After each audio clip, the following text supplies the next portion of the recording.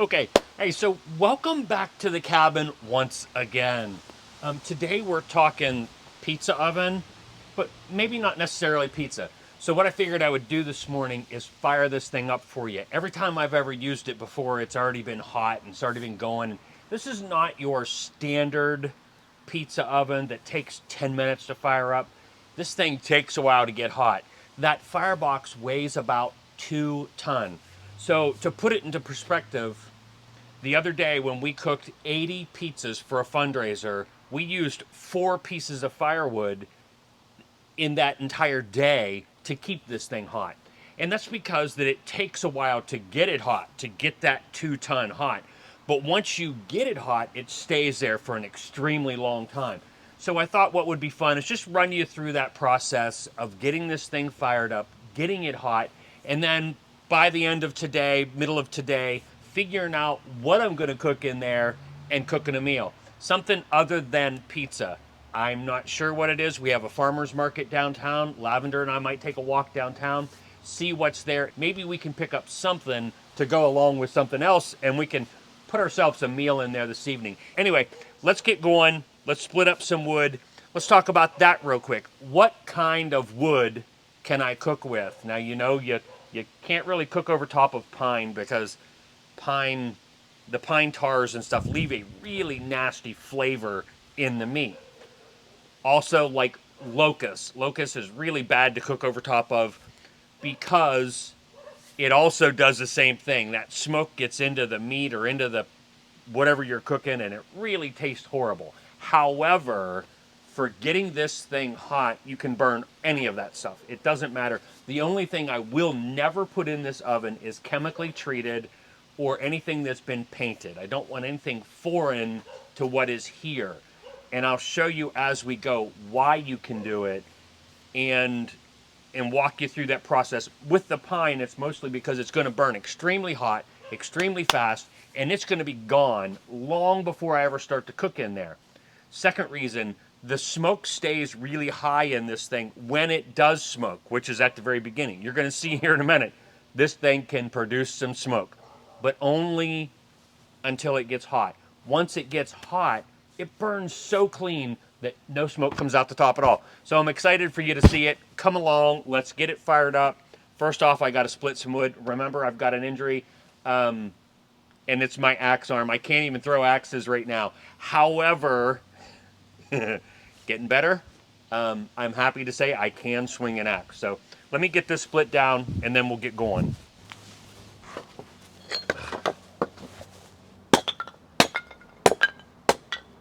Now I can't swing real hard, so if I had to split anything bigger than this, I can't do it.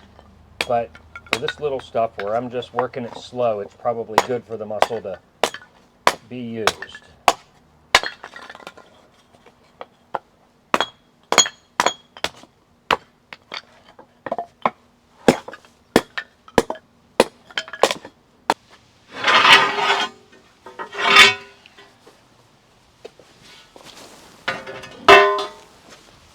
I don't know how well you can see that, but this thing is literally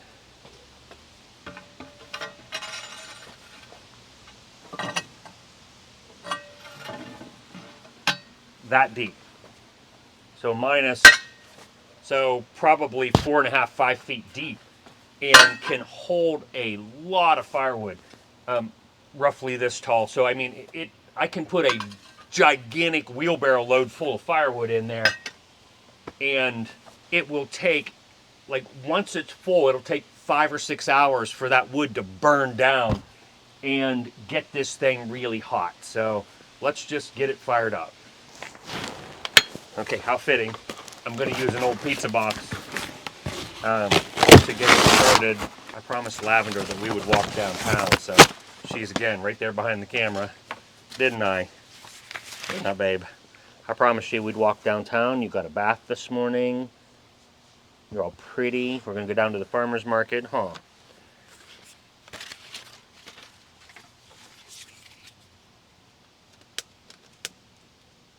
Now, where the smoke on this goes is right here, so in front of the firebox. So from where the flame is now to here, that's the chimney. So any smoke that's inside has to roll around this corner to get out.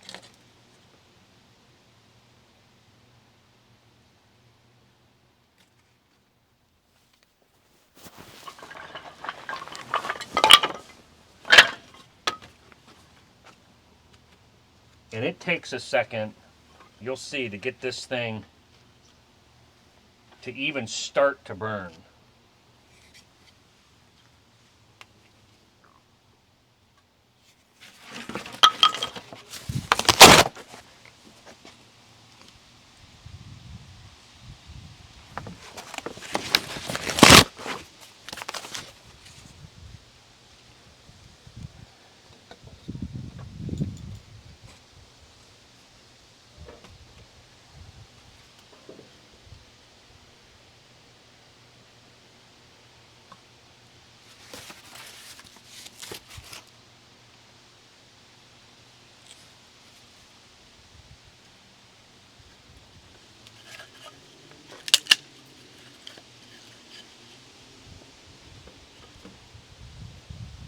And that wind is probably benefiting me a little bit today. I went and got the little bellows.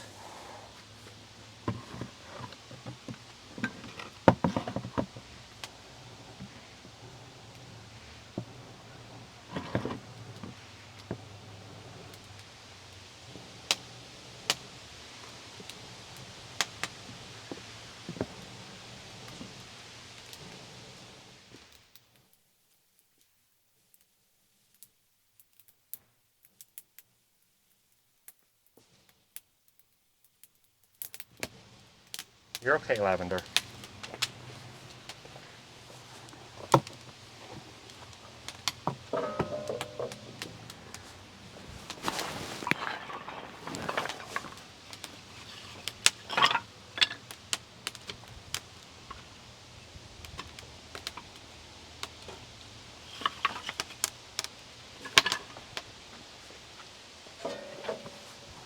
Believe it or not, the cold temperature in there will just suck the heat right out of it and put it out. Kind of exactly like a fire extinguisher that cools something down. That area in there, that 2 ton of brick, is so cold that unless you're feeding it and you're keeping it going, it'll just draw all the heat out of it and it'll make it go out. Until you can get it established enough to keep that temperature above, I think it's like 1100 degrees. A fire cannot exist below 1100 degrees. So it'll draw the temperature out, cool everything down to the point that it just goes out.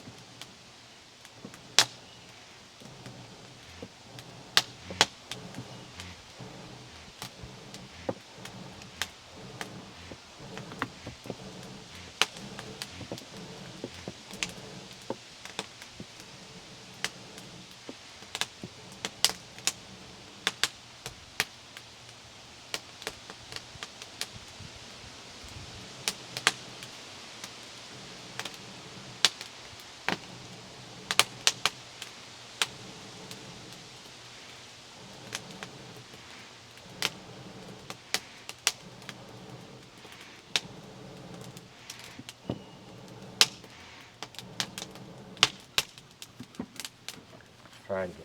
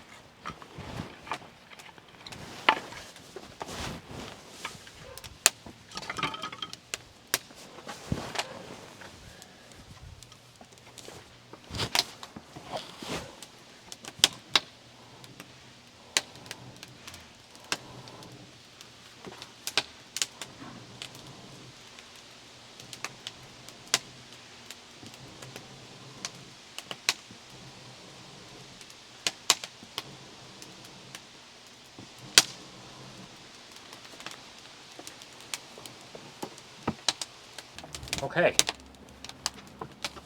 Now I've got it going pretty decent, but as you can see, there's a lot of smoke. But that's because the inside temperature hasn't come up high enough yet.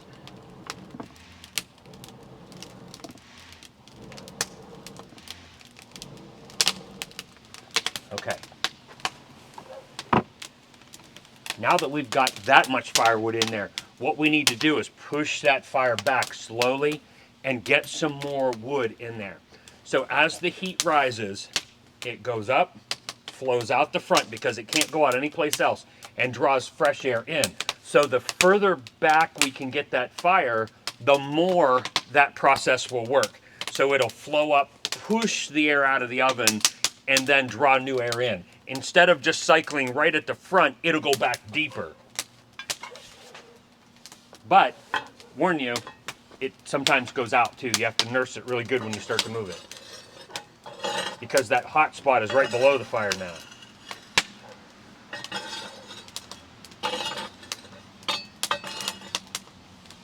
Now we got to remember that it wasn't all that long ago that everything was cooked in this fashion. 120 years ago, I mean, not necessarily in a brick oven like this, but with wood, with fire, no natural gas, no electric. You know, 120 years ago, almost every meal would have been prepared on a fire outside or in an oven like this. If you're talking, this would have been extreme. This would have been this oven would have been considered like a community oven. This would have been in a town square. Someone would have been cooking for a bunch of people in an oven like this. We better get some bigger wood on there. It's going to burn itself right out.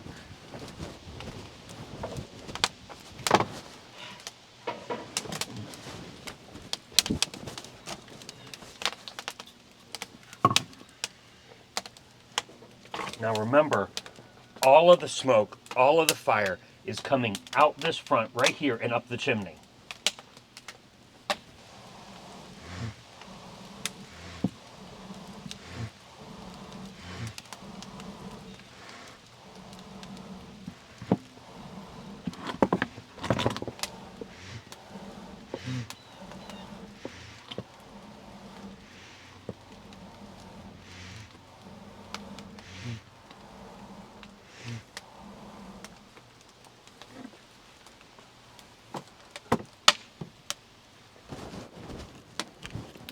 Okay. Trying to use a combination of maple and pine. The pine because it'll burn up hot and fast and help get the maple going. And the maple because it's going to be okay to cook on that after all that pine's gone.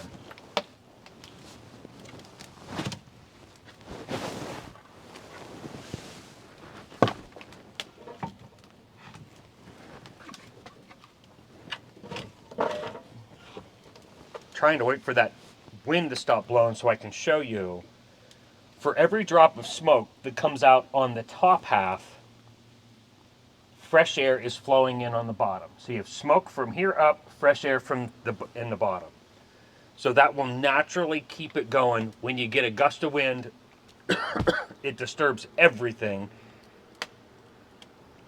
and it'll blow that smoke down, and then it'll have to wait until it calms down again to get it going.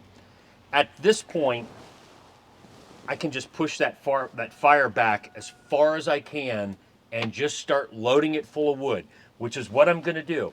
Once I get to that point, I can just leave it alone until it's ready to use. Say 4 or 5 hours minimum.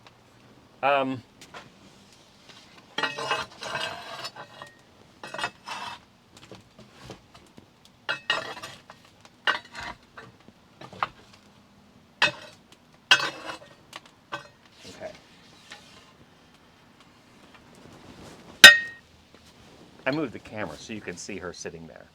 That's where she's been the whole time. She knows that she was promised a walk, and she's listening to every word, every word. She was promised a walk downtown. So she's waiting patiently for her walk downtown. And most likely her ears are going up every time I say downtown or walk. She knows she gets to go for a walk. So she's keeping her eyes on me. Do you want to go downtown? You want to go for a walk? Come here. Are you waiting patiently for a walk? Are we going to walk downtown? You're good. You're good. You ready for your walk downtown? You ready for your walk downtown that I promised you? Huh? Well, you're shivering. She just got a bath and she's still a little damp. You're shivering. Go find some sun and sit in it. Let me get a couple more logs and then we'll go. Okay, go ahead. Let me get my work done.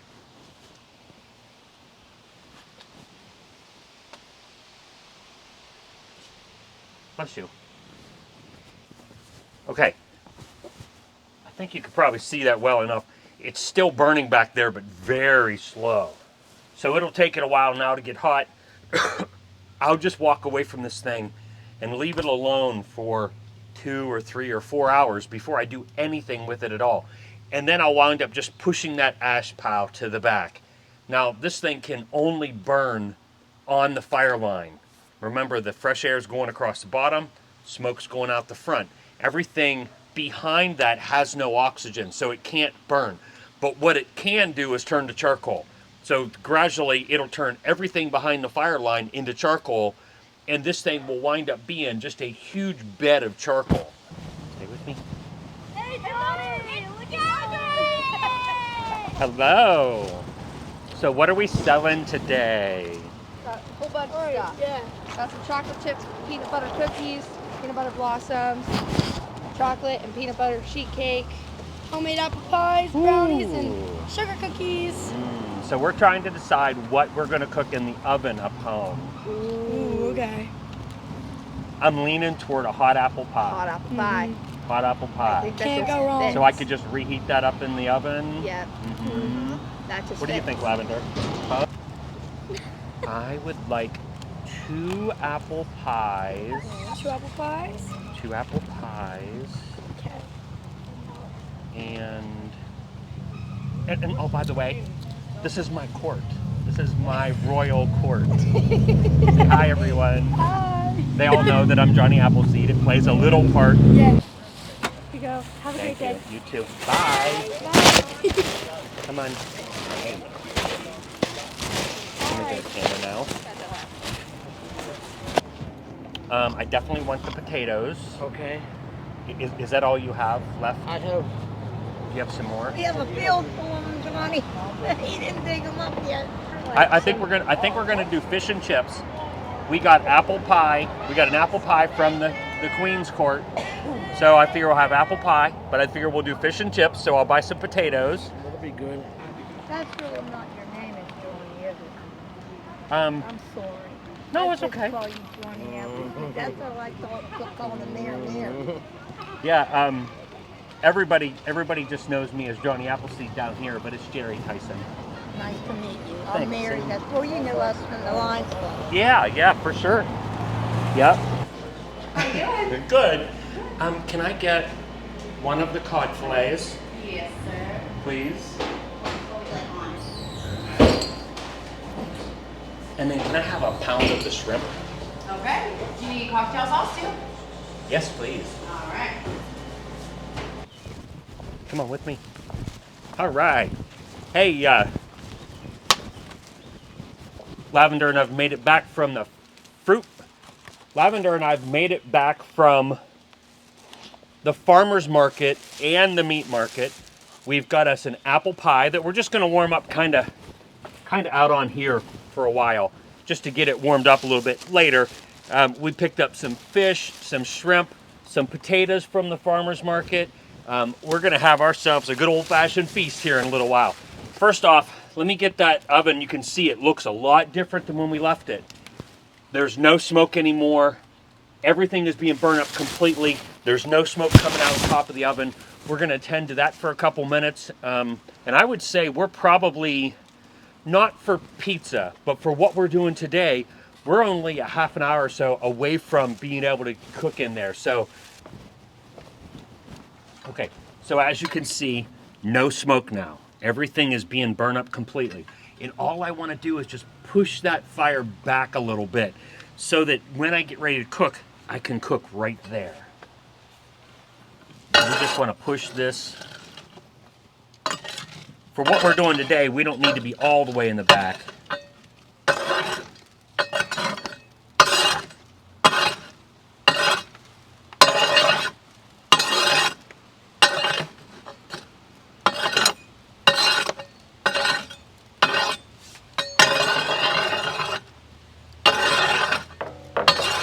Okay. How's you going? Huh? How's my girl? Okay, there you go.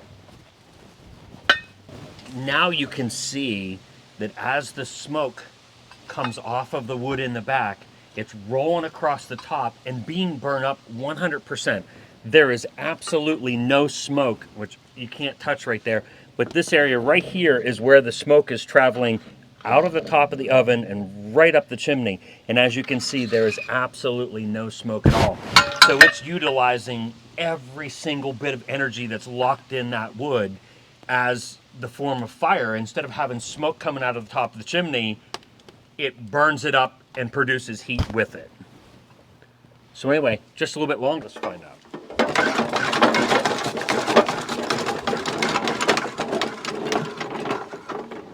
Not too shabby. If I had company, I might take the time to peel them. Because I'm cooking for myself, I just don't care.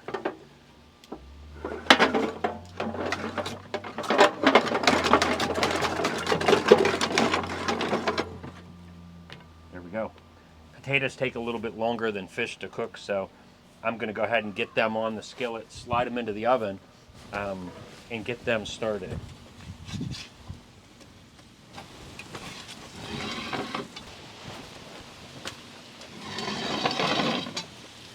Okay. I think we're at that place that I can get the fish in there.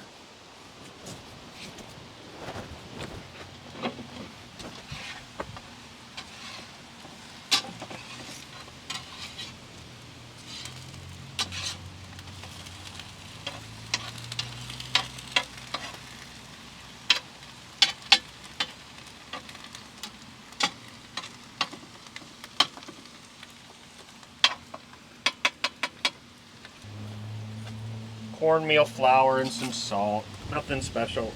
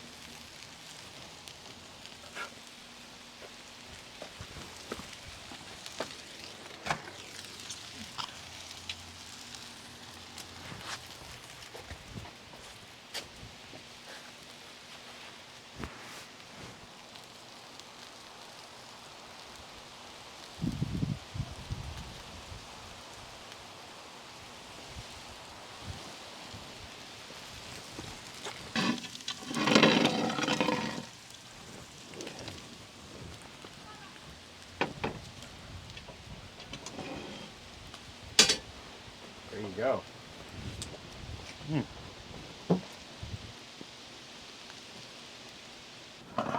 Now you got to remember, this is in my backyard.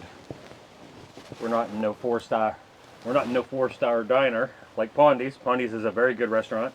We eat there all the time when we can. Fish is probably one of my favorites.